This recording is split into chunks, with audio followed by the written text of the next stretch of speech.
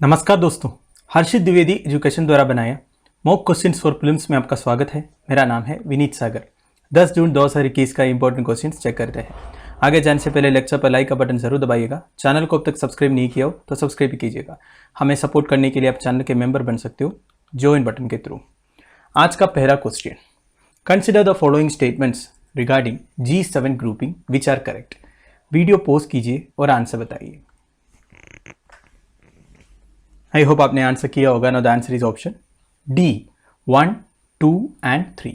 देखिए G7 का summit चल रहा है ऑलरेडी यूरोप में। अमेरिकन प्रेसिडेंट ऑलरेडी उधर पहुंच गया है, काफ़ी न्यूज़ में आ रहा है। इससे पहले भी G7 ग्रुपिंग के बारे में काफ़ी न्यूज़ आ रहा था। बेसिकली एक वेल्थी नेशंस का एक ग्रुपिंग आप बोल सकते हो जिसमें हाईली डेवलप्ड कंट्रीज है। तो G7 ग्रुपिंग के बारे में 3 स्टेटमेंट दिया, तीनों सही है। थोड़ा सा अलग स्टेटमेंट है। इसके रिगार्डिंग एक क्वेश्चन आ सकता है इस बार के प्रीलिम्स में। जो अगले बार के प्रीलिम्स के लिए तैयारी कर रहे हो उनके लिए अलग बात है, तब तक और कोई ग्रुपिंग न्यूज़ में आ जाए। ठीक है, कोई ज़रूरी नहीं है इस बार पूछे अगली बार पूछे, मैंने बस बता दिया। ये सारे ग्रुपिंग्स इंपॉर्टेंट है वैसे। ठीक है, कितने मेंबर कंट्रीज है, कहाँ कहाँ लोकेटेड है, ये सब आपको मालूम होना चाहिए। देखिए दोस्तों, G7 ग्रुपिंग के बारे में काफ़ी बार हमने डिस्कस किया है। G7 में वैसे कौन कौन सा कंट्रीज है तो आपको मालूम ही होगा। अमेरिका, फ्रांस, इटली जैसे कंट्रीज है। एक बात ध्यान दीजिएगा, रशिया इसमें नहीं है। ठीक है, पहले रशिया भी था, तब ये G8 था। जब रशिया ने क्रीमिया एनेक्सेशन किया था उक्रेन वाला, तब से रशिया को परमानेंटली G8 ग्रुपिंग से निकाला गया था और तब से ये G7 जाना जाता है। ठीक है, देखिए ग्रुपिंग में जितने कंट्रीज है, बड़े बड़े हाईली डेवलप्ड कंट्रीज है, पर इन ये जो डिसीजंस वगैरह लेते हैं ना, ये एक दूसरे के ऊपर बाइंडिंग नहीं है।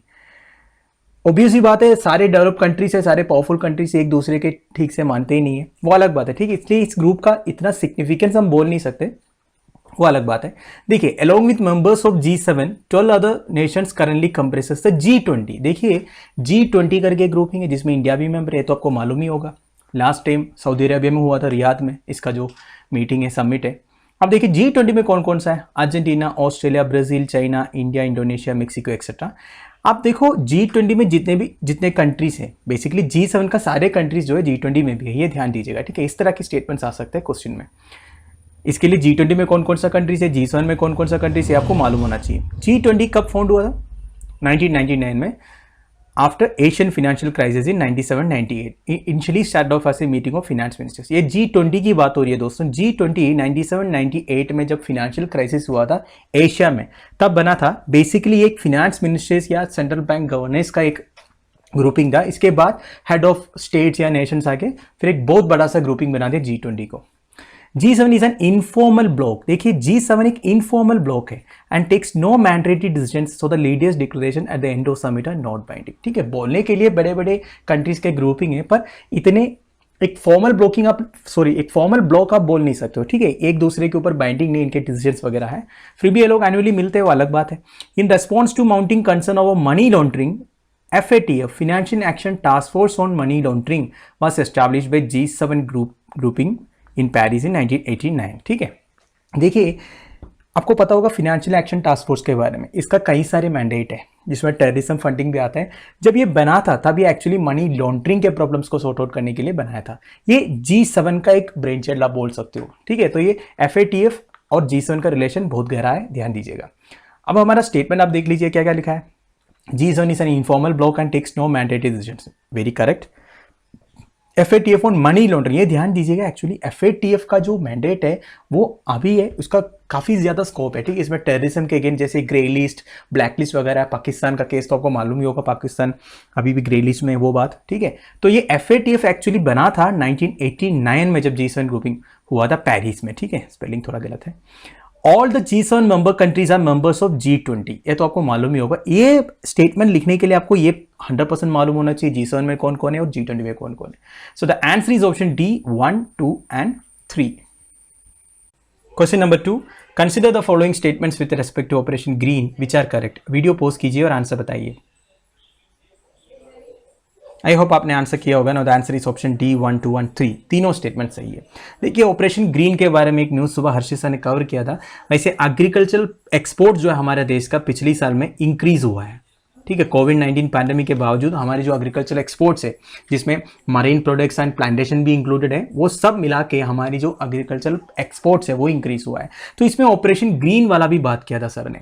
ये ऑपरेशन ग्रीन एक्चुअली एक पुराना स्कीम है, 2018-19 टाइम पे गवर्नमेंट ने लॉन्च किया था। ये बेसिकली प्राइस फिक्सेशन स्कीम है that aims to ensure farmers are given the right price. तो बेसिकली फार्मर्स को फेयर एंड राइट प्राइस मिल जाए अपना प्रोड्यूस का, ये इंश्योर करने के लिए ऑपरेशन ग्रीन तो है, पर इसका एक मेन ऑब्जेक्टिव ये नहीं है। It focuses on organised marketing of tomato, onion and potatoes. इन 3 वेजिटेबल के ऊपर ये ज्यादा कॉन्सेंट्रेट करते हैं, जिसको टॉप वेजिटेबल बोलते हैं।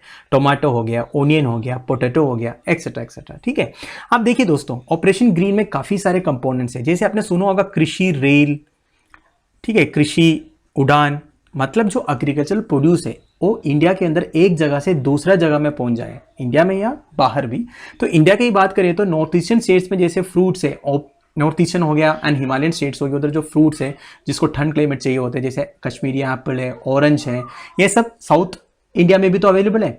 तो ये जो मार्केटिंग है, मतलब एक जगह से दूसरा जगह में फार्मर्स को अपनी चीजें बेचना है, तो इसके लिए पैसा तो लगेगा, फ्रेट चार्जेस तो लगेगा। तो गवर्नमेंट इसमें सब्सिडी भी देते हैं, 50% सब्सिडी रिसेंटली गवर्नमेंट ने अनाउंस किया था। अगर कार्गो में बेचने के लिए अपने प्रोड्यूस को अगर 10,000 रुपए लगता है, उसमें 5,000 गवर्नमेंट प्रोवाइड करेगा। और कितना बेचना है उसमें कोई बेचना नहीं, भेजना है, उसमें कोई लिमिट भी नहीं है। ठीक है, तो ये आप ध्यान दीजिएगा, ऑपरेशन ग्रीन में ये सब आता है। It aims to promote farmer producers organisations. Farmer produce organisation मतलब जो फार्मर्स इकट्ठा होकर ऑर्गेनाइजेशन टाइप का बना देते हैं, इकट्ठा होकर अपना प्रोड्यूस एक साथ बेचते हैं। एग्री लॉजिस्टिक्स मतलब जो ट्रांसपोर्टिंग है। प्रोसेसिंग फैसिलिटी मतलब हार्वेस्टिंग के बाद चीज़ों को स्टोर करने के लिए जो कोल्ड स्टोरेज फैसिलिटीज वगैरह होता है। तो ये सबको प्रमोट करने के लिए, बेसिकली अपने प्रोड्यूस को ठीक तरह से मार्केट करने के लिए, नॉर्थ इंडिया का चीज़ है साउथ इंडिया पहुंच जाए, साउथ इंडिया से और कहीं पहुंच जाए।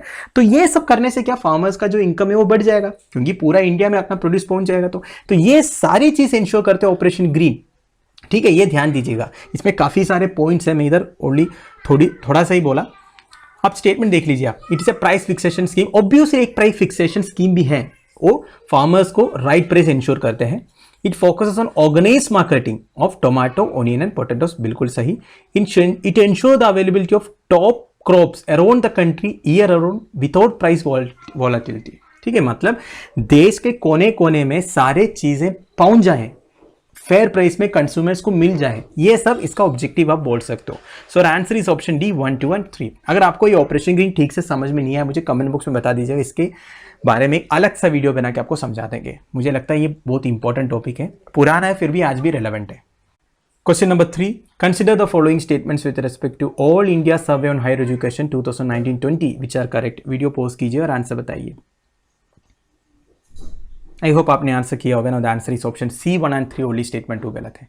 देखिए दोस्तों, मिनिस्ट्री ऑफ एजुकेशन द्वारा all India survey on higher education release हुआ है। इस तरह की रिपोर्ट, ऊपर से जो गवर्नमेंट का रिपोर्ट्स है, very important for your examination, चाहे वो यूपीएससी हो, पीसीएस हो, ठीक है, सारे एग्जामिनेशन के लिए इंपॉर्टेंट है। जो की पॉइंट्स है पढ़ के जाइएगा, क्योंकि इसमें से काफ़ी सारे स्टेटमेंट्स डायरेक्टली पूछ सकते हैं आपसे, और इसमें से हमें काफ़ी इन्फॉर्मेशन भी मिल जाती है कि हमारे देश में हो क्या रहा है एजुकेशन सेक्टर में। देखिए हायर एजुकेशन में, इसमें इंपॉर्टेंट पॉइंट मैं बताऊंगा, total enrolment in higher education has been estimated to be 38.5 million with 19.6 million boys and 18.9 million female. तो बेसिकली हायर एजुकेशन में जो एनरोलमेंट है, लोग जो हायर एजुकेशन के लिए जाते हैं पढ़ने के लिए, वो इंडिया में बढ़ा है। ठीक है, female constitute 49% of total enrolment. Gross enrolment ratio in higher education, gross enrolment ratio मतलब क्या है, मतलब जितने लोग एलिजिबल हैं उसमें कितने लोग हायर एजुकेशन के लिए जाते हैं, वो 27.1 है इंडिया में। एक्चुअली ये कम है। ये जो gross enrolment ratio in higher education count कौन से एज ग्रुप में करते हैं, 18 to 23 में। वेरी इंपॉर्टेंट, ध्यान दीजिएगा। इसमें मेल पॉपुलेशन का 26.9 है, फीमेल का 27.3 है। तो फीमेल का इधर ज्यादा है कि नहीं, मेल का कम है। शेड्यूल कास्ट का इधर लिखा है, सारे पढ़ लीजिएगा आप लोग, इंपॉर्टेंट है। जो क्वेश्चन में क्या क्या एक बार देख लेते हैं। There has been overall increase of female enrolment in higher education, very correct. The gross enrolment ratio of female is higher than of males in India, very correct. This is very important statement. ठीक है, female participation in professional courses is lower in comparison to academic courses, ये भी सही है। ये आपको ये report में मिल जाएगा। इधर सेकंड लास्ट वाला पॉइंट मैंने वही लिखा है, female participation in professional courses. देखिए फीमेल जो है वो ज़्यादा एकेडमिक कोर्सेज प्रेफर करते हैं प्रोफेशनल कोर्सेज से। ठीक है, तो इसलिए female participate in professional courses जो है वो कम है एकेडमिक कोर्सेज से अगर आप कंपेयर करोगे। So the answer is option C 1 and 3 only. Question number 4, CHIME is an interferometric radio telescope located in. Video post कीजिए और आंसर बताइए। आई होप आपने आंसर किया होगा ना। The answer is option B, British Columbia, Canada. देखिए news सुबह Harshit sir ने कवर किया था CHIME प्रोजेक्ट के बारे में। देखिए ये जो प्रोजेक्ट है इसका फुल फॉर्म है Canadian hydrogen intensity mapping experiment. ठीक है, इधर लिखा है बेसिकली एक कोलैबोरेशन प्रोजेक्ट है। कोलैबोरेट कौन कौन किया है? हमारे देश का Tata institute for fundamental research और national centre for radio astrophysics, ये दोनों मिलके Canadian hydrogen intensity mapping experiment के साथ कोऑपरेट किया है और इन्होंने largest collection of fast radio burst assemble किया है। ठीक है, इसलिए न्यूज़ में आया था। बेसिकली जो काइन प्रोजेक्ट या CHIME प्रोजेक्ट जो है एक लार्ज स्टेशनरी रेडियो टेलीस्कोप है ब्रिटिश कोलंबिया कनाडा में। बेसिकली एक लार्ज स्टेशनरी रेडियो टेलीस्कोप है। अब इसकी टेक्निकलिटीज़ में ज़्यादा डीप घुसने की ज़रूरत नहीं है, वैसे हर्षित सर ने समझाया भी था, मुझे भी इतना मालूम नहीं है इसलिए मैं ज़्यादा एक्सप्लेन नहीं कर रहा हूँ। पर आपको ये तो मालूम होना चाहिए इस तरह की प्रोजेक्ट जो है बेसिकली जिसमें इंडियन कंपनीज भी इन्वॉल्व है और वो क्या है, ये कहाँ इसकी मेजर इंफ्रास्ट्रक्चर लोकेटेड है, ये सब आपको मालूम होना चाहिए। ठीक है, तो एक काइन प्रोजेक्ट जो है लार्ज स्टेशनरी रेडियो टेलीस्कोप है जो ब्रिटिश कोलंबिया कनाडा में है।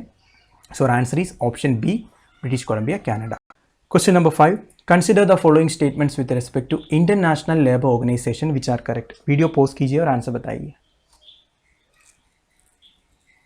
आई होप आपने आंसर किया होगा। Now the answer is option C 1 and 2 only. Statement 3 गलत है। देखिए दोस्तों, इंटरनेशनल लेबर ऑर्गेनाइजेशन के बारे में भी सुबह एक न्यूज़ कवर किया था, इसलिए मैंने ILO डाला है। देखिए ILO के बारे में क्या क्या है। ये एस्टैब्लिश हुआ था 1919 में। Treaty of Versailles was an affiliated agency of League of Nations. Treaty of Versailles के बाद ILO फॉर्म हुआ था 1919 में। एंड तब का लीग ऑफ नेशंस मतलब यूनाइटेड नेशंस तब बना नहीं था, तो उससे पहले लीग ऑफ नेशंस था। इसका एक एफिलिएटेड एजेंसी करके बनाया था। तो नाम से आपको पता होगा बेसिकली लेबर राइट्स के लिए काम करते हैं, इंटरनेशनल लेबर ऑर्गेनाइजेशन है। It became the first affiliated specialised agency of United Nations in 1946। ठीक है, तो 1946 में यूनाइटेड नेशंस का सबसे पहला स्पेशलाइज्ड एजेंसी बना। हेडक्वार्टर जिनीवा में है, स्विट्जरलैंड में। Promotes internationally recognised human and labour rights, तो पता ही है। इनको नोबेल प्राइज मिला है फॉर पीस 1969 में। इंडिया एक फाउंडिंग मेंबर ऑफ ILO है। ठीक है, and it has been a permanent member of ILO governing body since 1922। तो इंडिपेंडेंस से पहले से ही इंडिया ILO का मेंबर है 1922 से। एंड ध्यान दीजिएगा एक फाउंडिंग मेंबर है।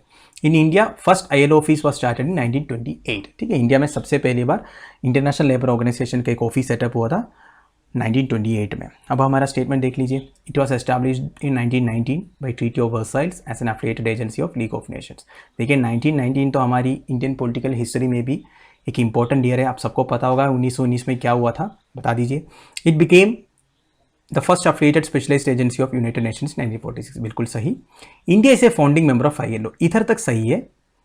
It has been a permanent member of the ILO governing body since 1947, ये गलत है। 1947 नहीं, 1922 से इंडिया एक परमानेंट मेंबर है। ठीक है, so the answer is option C 1 and 2 only. तो दोस्तों हमारा डेली 5 मॉक क्वेश्चन इधर खत्म हो रहा है। कल एक क्वेश्चन पूछा था कंसिडर द फॉलोइंग स्टेटमेंट्स वाला। Answer is option B 2 only. England covers less than 60% of total area of United kingdom, ये सही है। अगर आप मैप देखोगे तो आपको पता चल जाएगा।